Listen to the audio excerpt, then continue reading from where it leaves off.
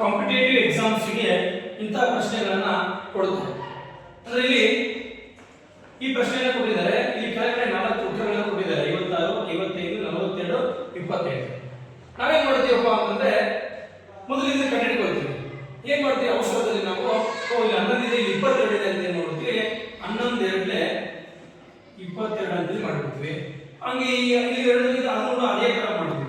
13 ಎರಡಲೆ 26 ಮಾಡ್ತೀವಿ. ಅದರಲ್ಲಿ 26 ಉತ್ತರ ಇದು ರಾಂಗ್. ಈ ರೀತಿಯಾಗಿರ್ತಕ್ಕಂಥ ಉಪಯೋಗಿಸಬಾರದು. ಇದಕ್ಕೆ ಬೇರೆ ಆಗಿರ್ತಕ್ಕಂಥ ಯಾವ ರೀತಿಯ ಮೆಥಡನ್ನು ಉಪಯೋಗಿಸಬಹುದು ಈಗ ಹೇಳ್ತೀನಿ. 11 ಇಂಟು ಈ 11 ಏನ್ ಮಾಡಬೇಕಪ್ಪ ಅಂತಂದ್ರೆ ನಾವು 1 + 1 ಅಂತ ಬರುತ್ತೆ. ಅಂದ್ರೆ ಏನಾಗುತ್ತೆ 11 ಇಂಟು 2 ಅಂದ್ರೆ 22.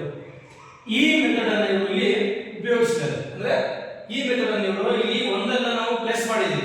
ಈ ಮೆಥಡ್ ಅನ್ನು ಸೇಮ್ ಇದೇ ಮೆಥಡ್ ಅನ್ನು ಇದಕ್ಕೂ ಅಪ್ಲೈ ಮಾಡಬೇಕು.